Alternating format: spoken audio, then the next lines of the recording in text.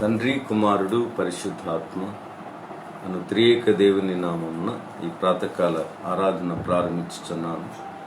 దేవుడు మన ఆత్మీయ ఆశీర్వాదముల కొరకు, ఆయన మహిమ కొరకు ఈ కార్యక్రమాన్ని వాడుకున్నగా ప్రార్థన చేద్దాం. కృపగలిగిన తండ్రి, మీ పరిశుద్ధమైన సన్నిధి, ప్రేమ మా మధ్య అనుగ్రహిస్తున్నందుకు స్తోత్రాలు. ఈ ప్రాతకాల ఆరాధన మాకు ఇచ్చినందుకు స్తోత్రాలు. మీ ఆత్మను మాకు అనుగ్రహించి ప్రభువా, మీరు మమ్మలను మాకు బోధిస్తూ నడిపిస్తున్న విధానాన్ని బట్టి వందనాలు అయా. కూడి ఉన్న మీ బిడ్డలందరినీ మీరు ఎరిగి ఉన్నారు. ప్రతి కుటుంబంలో కూడా ప్రతి తండ్రిని, తల్లిని, కుమారుణ్ణి, కుమార్తెను ఆశీర్వదించండి, వర్ధిల్ల చేయండి. మీ ప్రసన్నత వారిపైన కృమ్మరించండి ప్రభు. ఈ ఆరాధనాది నుండి అంతం వరకు సమస్తము మీ ఘనత కొరకు, మా అందరి ఆశీర్వాదముల కొరకు వాడుకొనుమని యేసుక్రీస్తు పుణ్యనామంలో బ్రతిమలాడి ప్రార్థిస్తున్నాం తండ్రి, ఆమేన్. 470వ కీర్తన. చాటించుడి మనుష్య జాతికేస్తున్నాము. చాటించుడి మనుష్య జాతికేసునామము, చాటించుడి అవశ్యమేసు ప్రేమ సారము. జనాదులు విశేష రక్ష నాసునాదము, వేణు పర్యంతము. చాటుదము చాటుదము, చాటుదము చాటుదము, చాటుదము చాటుదము. శ్రీ యేసు నామము. కన్నీళ్లతో వితేడు వారలానందంబుతో, ఎన్నడుగోయుదురనేడి వాగ్దతంబుతో. మన్నానగోరు భక్తులారా నిండు మైత్రితో, మానవ ప్రేమతో. చాటుదము చాటుదము, చాటుదము చాటుదము, చాటుదము చాటుదము. చక్కని మార్గము, సమీపమందు నుండునేమో చావు కాలము. సదా నశించిపోవు వారికి సుభాగ్యము. విదంబు చూపగోరివా తోడ నిత్యము, పెంచుచుందుము.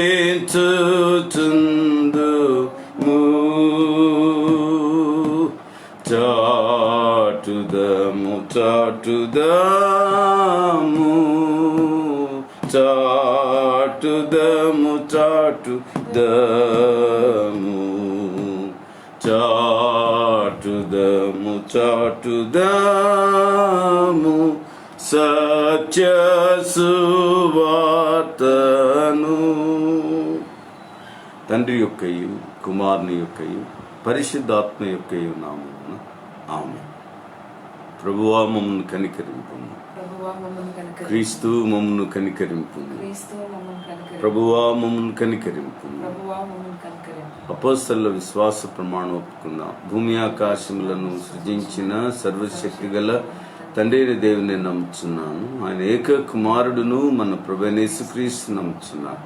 ఈయన పరిశుద్ధాత్మ వలన గర్భమున ధరింపబడి కనేను మరి పుట్టి పొంతి పిలాతు అధికారం క్రింద శ్రమపడి సిలువ వేయబడి చనిపోయి సమాధి చేయబడినని, అదృశ్యలోకములోనికి దిగినని, చనిపోయిన వారిలో నుండి 3వ దినమున లేచి పరలోకమునకెక్కి సర్వశక్తి గల తండ్రి దేవుని కుడి చేతి వైపున కూర్చుండి ఉన్నాడనియు, సజీవులకును మృతులకును తీర్పు చేయుటకు అక్కడి నుండి వచ్చునని నమ్ముచున్నాను. పరిశుద్ధాత్మ నమ్ముచున్నాను. పరిశుద్ధ క్రైస్తవ సంఘమగు పరిశుద్ధుల సహవాసమును, పాపక్షమాపణయు, శరీర పునరుద్ధానమును, నిత్య జీవమునున్నవని నమ్ముచున్నాను. ఆమేన్. లేఖన భాగం చదువుకుందాం. నిర్గమకాండం నుండి 24వ అధ్యాయం 1వ వచనం నుండి చివరి వరకు ఇలాగు రాయబడి ఉన్నది. మరియు ఆయన మోషేతో ఇట్లనెను, నీవును అహరోనును నాదాబును అబీహును ఇశ్రాయేలీయుల పెద్దలలో 70 మందియు యెహోవా యొద్దకు ఎక్కివచ్చి దూరమున సాగిలపడుడి. మోషే మాత్రము యెహోవాను సమీపింపవలెను, వారు సమీపింపకూడదు. ప్రజలు అతనితో ఎక్కి రాకూడదు. మోషే వచ్చి యెహోవా మాటలన్నీయు విధులన్నిటినీ ప్రజలతో వివరించి చెప్పెను. ప్రజలందరూ యెహోవా చెప్పిన మాటలన్నిటి ప్రకారం చేసేదనని ఏక శబ్దంతో ఉత్తరమిచ్చిరి. మరియు మోషే యెహోవా మాటలన్నిటిని వ్రాసి ఉదయమందు లేచి ఆ కొండ దిగువను బలిపీఠమును ఇశ్రాయేలు 12 గోత్రములు చొప్పున 12 స్తంభములను కట్టి ఇశ్రాయేలీలలో యవనస్సులను పంపగా వారు దహన బలులను అర్పించి యెహోవాకు సమాధాన బలులుగా కోడెలను వధించిరి. అప్పుడు మోషే వాటి రక్తములో సగం తీసుకొని పళ్ళెములలో పోసి ఆ రక్తములో సగము బలిపీఠము మీద ప్రోక్షించెను. అతడు నిబంధన గ్రంథమును తీసుకొని ప్రజలకు వినిపింపగా వారు యెహోవా చెప్పినవన్నీ చేయుచు విధేయులమై ఉందుమనిరి. అప్పుడు మోషే రక్తమును తీసుకొని ప్రజల మీద ప్రోక్షించి, ఇదిగో ఈ సంగతులన్నిటి విషయమై యెహోవా మీతో చేసిన నిబంధన రక్తము ఇదే అని చెప్పెను. తర్వాత మోషే అహరోను నాదాబు అబీహు ఇశ్రాయేలీల పెద్దలలో 70 మందియు ఎక్కిపోయి ఇశ్రాయేలీల దేవుని చూచిరి. ఆయన పాదముల క్రింద నిగనిగలాడు నీలమయమైన వస్తువు వంటిదియు ఆకాశ మండలపు తేజము వంటిదియు కనబడెను. ఆయన ఇశ్రాయేలీలలోని ప్రధానులకు ఏ హానియు చేయలేదు. వారు దేవుని చూచి అన్నపానములు పుచ్చుకొనిరి.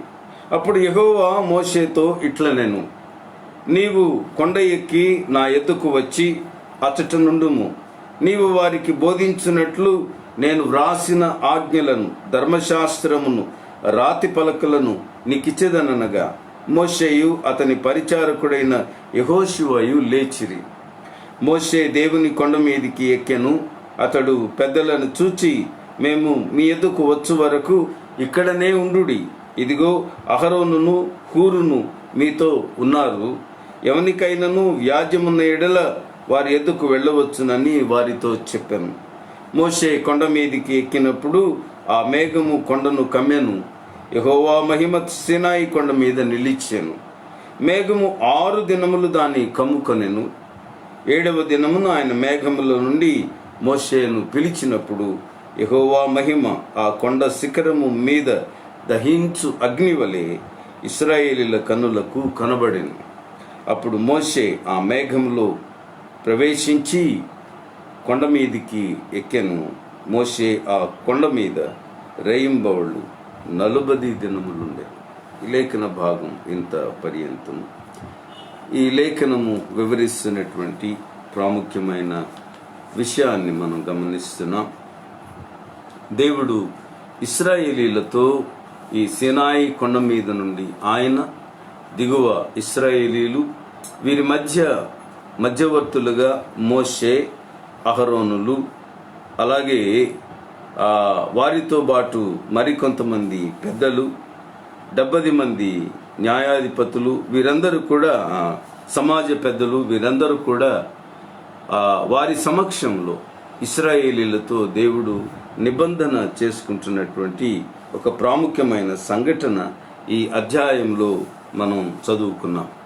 ఇక్కడ మొట్టమొదటిది ఏమిటి అనంటే, మోషే ద్వారా చేయబడినటువంటి ఈ నిబంధన మొదటి భాగంలో మనం గమనిస్తున్నాం.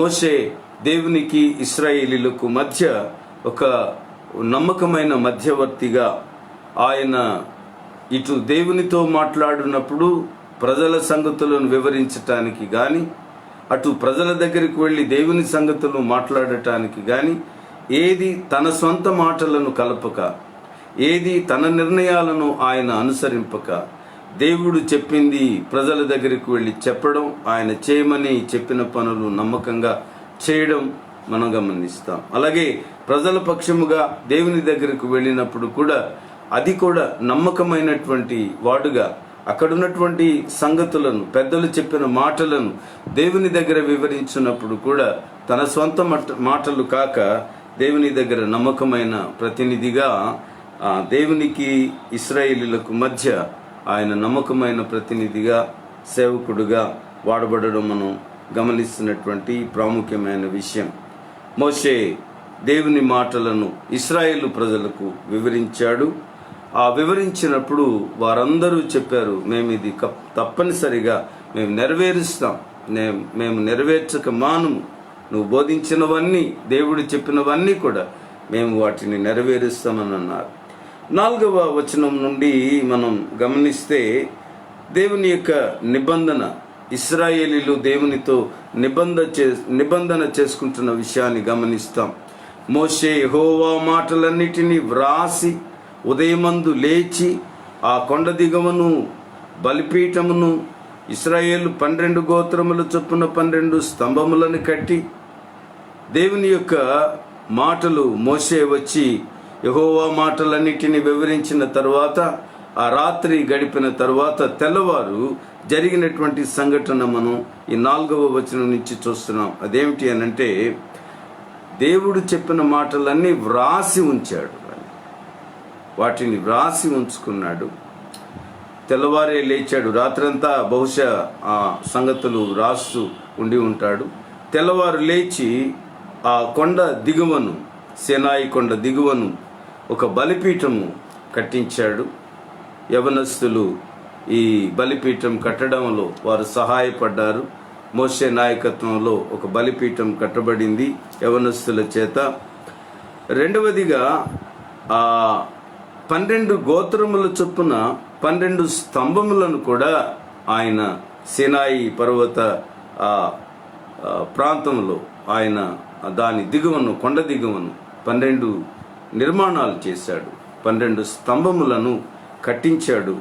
ఈ 12 స్తంభాలు కూడా 12 గోత్రాలకు సంబంధించినటువంటివి. ఒక్కొక్క స్తంభం ఇశ్రాయేలు ఒక్కొక్క గోత్రానికి ప్రతినిధిగా ఆయన అక్కడ నిర్మించినట్టు, యవనస్తుల చేత అది నిర్మింపబడినట్లు మనం లేఖనంలో గమనిస్తూ ఉన్నాం. ఇశ్రాయేలీయుల యవనస్తులను పంపగా వారు దహన బలులను అర్పించి యెహోవాకు సమాధాన బలులను, కోడెలను వధించిరి.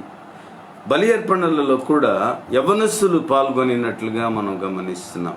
వారు బలి అర్పణలను వారు చెల్లించారు. రక్త ప్రోక్షణ జరిగించిన యవనస్తులుగా మనం చూస్తున్నాం. యవనస్తులు సమాజంలో దేవుని ఆశీర్వాదాలు, దేవుడు వాడుకునేటువంటి సాధనాలు.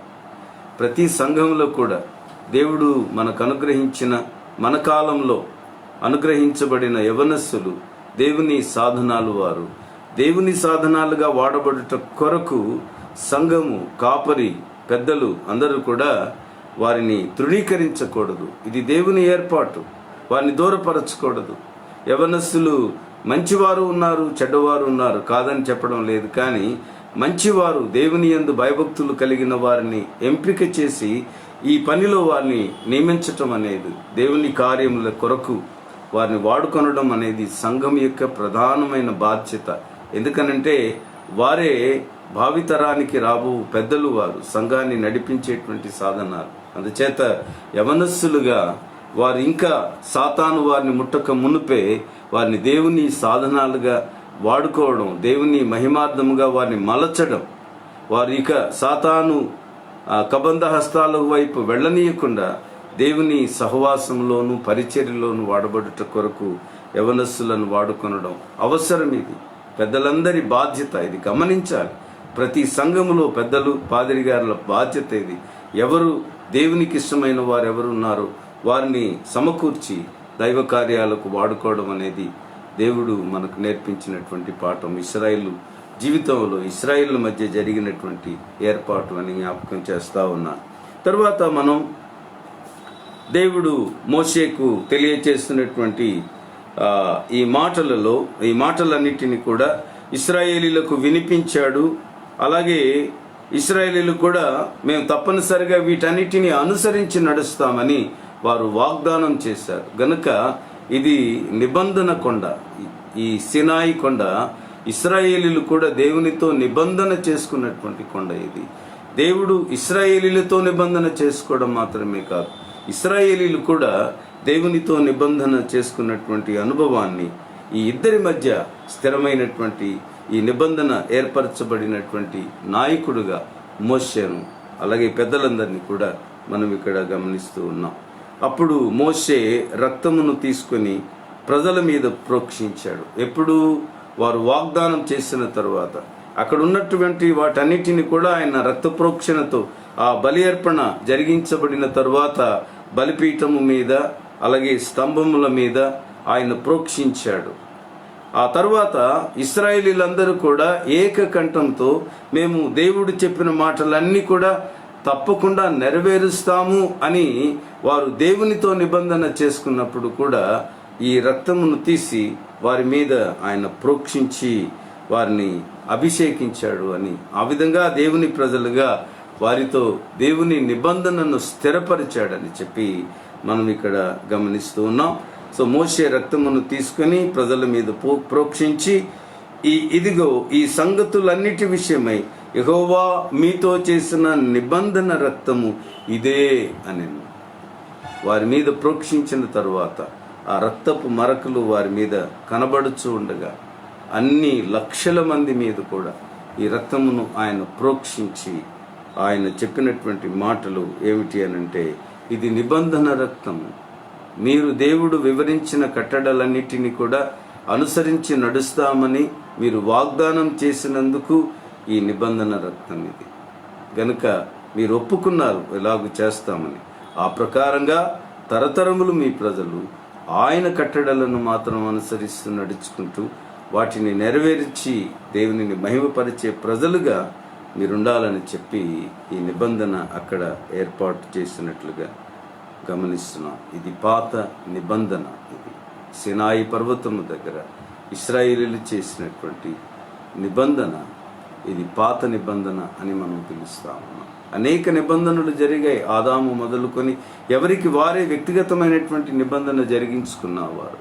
కానీ ఒక జాతిగా దేవుడే వారిని పరిపాలించువాడుగా, దేవుడు తన శాసనములను, తన కట్టడలను, తన నిబంధనలను వారికి వివరించి చెప్పి ఆయన వారిని ప్రతిష్ఠించుకున్నటువంటి ఆ ప్రత్యేక సంఘటనలో వారు దేవుని ప్రజలుగా, ఆయన పరిపాలకుడుగా, ఆయన చిత్తమును నెరవేర్చే ప్రజలుగా వారు ఉంటామని, వారు ఇశ్రాయేలు ప్రజలుగా ప్రపంచమంతటిలో ఎవరికి లేని ఒక గొప్ప ఆశీర్వాదం ఏమిటి అంటే, ప్రపంచ ప్రజలకు రాజులున్నారు, రాజ్యాలున్నాయి, వారు ప్రజలను పరిపాలించువారుగా ఉన్నారు.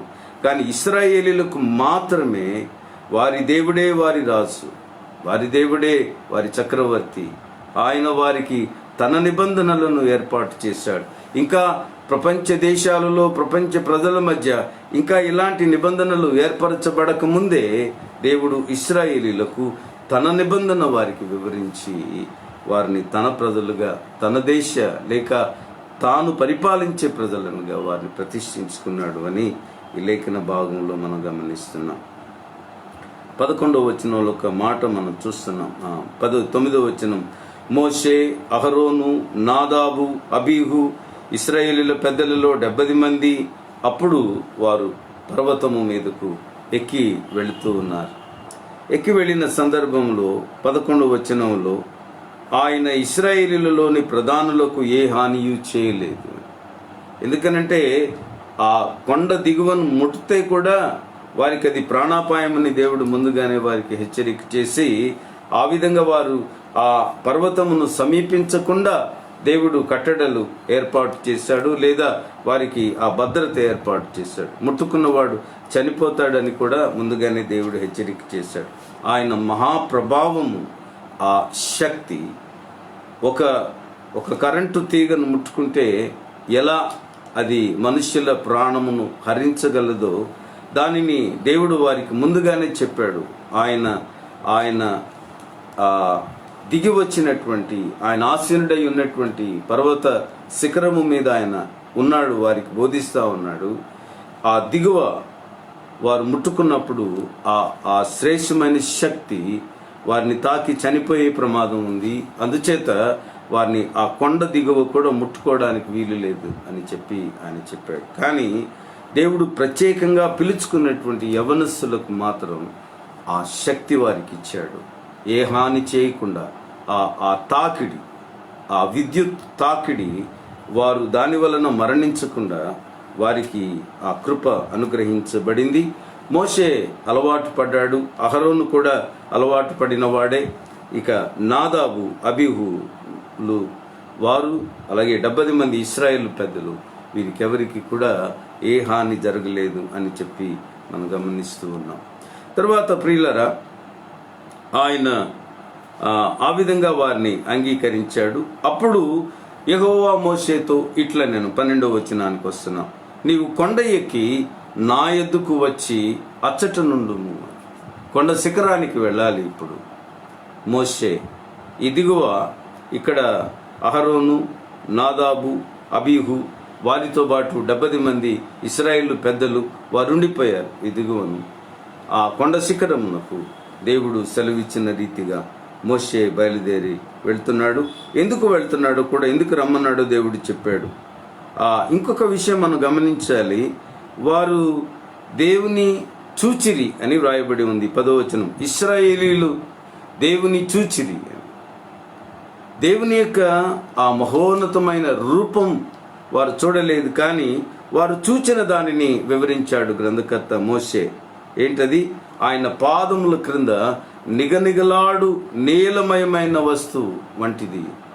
నిగనిగలాడు ప్రకాశవంతమైన నీలమయమైన ఒక వస్తువు వారు గమనించారు. ఆకాశ మండలపు తేజమంతా కూడా అక్కడ వారు ఆ నీలమయమైన వస్తువు చుట్టూ ఆవరించబడినటువంటి ఆ గొప్ప వెలుగును, ప్రకాశవంతమైన స్థితిని వారు గమనించారు. అది దేవుని సన్నిధిగా వారు గమనించి, వారు దేవుని చూచినటువంటి అనుభవాన్ని వారు సంపాదించుకున్నామనే ఆ తృప్తి వారు సంపాదించుకున్నారు. ప్రియులారా, ఆ విధంగా ఒక గొప్ప అనుభవం వారికి దేవుడు అనుగ్రహించాడు. పిలువబడిన వారు, దేవుని చేత పిలువబడిన వారు, వారు ఎప్పుడు కూడా దేవుడు వారిని పిలిచినప్పుడు వారు నిర్లక్ష్యం చేయటానికి వీలు లేదు. ఆ పిలుపును వారు నిర్లక్ష్యం చేయకూడదు. దేవుడు పిలిచినట్టుగా 70 మందిని పిలువమన్నాడు, పిలిచాడు మోషే. అలాగే అహరోను, నాదాబు, అబీహులను పిలువమనన్నాడు దేవుడు, పిలిచాడు. పిలిచినప్పుడు వారు దానికి లోబడ్డారు. లోబడిన దానికి కలిగినటువంటి ఆశీర్వాదం ఏమిటంటే, వారి జీవితంలో దేవుని గొప్ప దర్శనాన్ని లేదా దేవుని ప్రత్యక్షంగా చూచినటువంటి అనుభవాన్ని వారు సంపాదించుకున్నారని గమనిస్తూ ఉన్నాం. దేవుడు తన సహవాసానికి మనల్ని పిలిచినప్పుడు ఆ గొప్ప అనుభవం మనందరి జీవితాల్లో కూడా ఆయన అనుగ్రహిస్తాడు. కలలతో మాట్లాడువాడు మాత్రమే కాదు, దర్శనాలు ఇచ్చి ముఖాముఖిగా మాట్లాడే దేవుడుగా కూడా మన జీవితాలలో దేవుడు ఉన్నాడు అని జ్ఞాపకం చేస్తూ ఉన్నాను. 14వ వచనానికి వద్దాం. మోషే దేవుని కొండ మీదికి ఎక్కాను, ఈ పెద్దలందరూ ఆ దిగువను ఉండిపోయారు. మేము మీ ఎద్దుకు వచ్చు వరకు ఇక్కడనే ఉండుడి మేము అని అన్నాడు. ఎవరు? యెహోషువను కూడా ఆయన కూడా తీసుకుని వెళ్ళాడు. సో మోషే, యెహోషువ ఇద్దరు వారు కొండ శిఖరము దగ్గరికి వెళ్తూ ఉన్నారు. మరి కొండ శిఖరము వరకు యెహోషువ వెళ్ళాడో లేదో మనకు ఆ వివరణ లేదు, కానీ మోషేతో పాటు యెహోషువ కూడా తీసుకుని వెళ్ళాడు మోషే అని మనం గమనిస్తున్నాం. ఇదిగో అహరోను, హూరు మీతో ఉన్నారు, ఎవరికైనా వ్యాజ్యం ఉన్న ఎడల. మోషే న్యాయాధిపతి కదా, సుప్రీంకోర్టు న్యాయాధిపతి ఆయన కనుక ఇప్పుడు ఆయన దేవుని సన్నిధానానికి వెళ్తున్నాడు. ఎన్ని దినాలు అక్కడ ఉంటాడో ఇంకా వివరణ లేదు. దేవుడు అక్కడ అతన్ని 40 దినాలు ఉంచాడు అని ఆ తర్వాత చరిత్ర మనం గమనించాం. కనుక దేవుడు కొండ శిఖరం మీదకి ఎక్కిరమ్మన్నప్పుడు వెళ్ళిన సందర్భంలో మోషేను, అలాగే అహరోనును, అలాగే మరి మిగిలినటువంటి పెద్దలతో కూడా ఆయన ఏర్పాటు చేసి, నీవు కొండ ఎక్కి వచ్చినప్పుడు నీవు వారికి బోధించినట్లు నేను వ్రాసిన ఆజ్ఞలను, నేను ఇచ్చిన ధర్మశాస్త్రమును, రాతి పలకలను నీకు ఇచ్చెదను అని చెప్పి ఆ విధంగా వారికి ముందుగానే దేవుడు మోషేకు తెలియచేసినట్లుగా మనం గమనిస్తున్నాము. అలాగే పెద్దలందరినీ కూడా అక్కడ వారిని విడిచిపెట్టి మోషే తిరిగి వచ్చే వరకు కూడా అహరోనును హూరును న్యాయాధిపతులుగా వారుంటారు అని చెప్పి మోషే వారిని నియమించి వెళ్ళినట్లుగా మనం గమనిస్తున్నాం. 14వ వచనంలో మోషే కొండ మీదకి ఎక్కినప్పుడు ఆ మేఘము కొండను కమ్మెను. సో వారికి కనబడలేదు. మోషే కొండ మీదకి ఎక్కినప్పుడు ఇక మోషే యెహోషువలు వారికి కనబడలేదు. యెహోవా మహిమ సీనాయి కొండ మీద నిలిచెను. మేఘము 6 దినములు దాన్ని కమ్ముకొనెను. 7వ దినమున ఆయన మేఘములో నుండి మోషేను పిలిచినప్పుడు యెహోవా మహిమ ఆ కొండ శిఖరము మీద దహించు అగ్ని వలె. ఇంకా దేవుని పిలుపు రావడానికి ఇంకొక వారం దినాలు ఆ కొండ శిఖరము సమీపంగా మేఘముల మధ్య మోషే కూడా ఉండిపోయాడని మనం గమనిస్తున్నాం. ఆ వారం దినాలు కూడా అతడు అక్కడనే ఉండిపోయాడు. భోజనం చేశాడో లేదో, మంచినీళ్ళు తాగాడో లేదో, వీటి గురించినటువంటి వివరణ మనకి ఇక్కడ ఇవ్వబడలేదు. ఎలాగైనా దేవుని ప్రసన్నత సన్నిధానంలో మోషే ఉన్నాడు గనుక ఆకలి దప్పికలు కూడా ఒకవేళ అవి కంట్రోల్ చేయబడి మోషే దేవుని సమీపంలో ఉండడానికి ఆయన శరీరము ఆ విధంగా ఆయత్తపరచబడి ఉంటుంది అని కూడా మనం గమనించుకోవచ్చు. యెహోవా మహిమ ఆ కొండ శిఖరము మీద దహించు అగ్ని వలె ఇశ్రాయేలీల కన్నులకు కనబడేది. వారు దిగువ నుండి మాత్రం గమనిస్తూ ఉన్నారు. ఆ కొండ శిఖరము మీద కలిగి ఉన్నటువంటి ఆ మహిమ, ఆ వెలుతురు అంతా కూడా ఇశ్రాయేలీల కన్నులకు కనబడుతుంది. అప్పుడు మోషే ఆ మేఘములో ప్రవేశించి కొండ మీదికి ఎక్కాను. మేఘం అతనిని కొనిపోయినట్లు గమనిస్తున్నాం. ఆ మేఘములో ప్రవేశించి ఆ మేఘముతో బాటు అతడు కొండ శిఖరమునకు ఎక్కాడు. మోషే ఆ కొండ మీద రేయింబవళ్ళు 40 దినములు ఉండేది.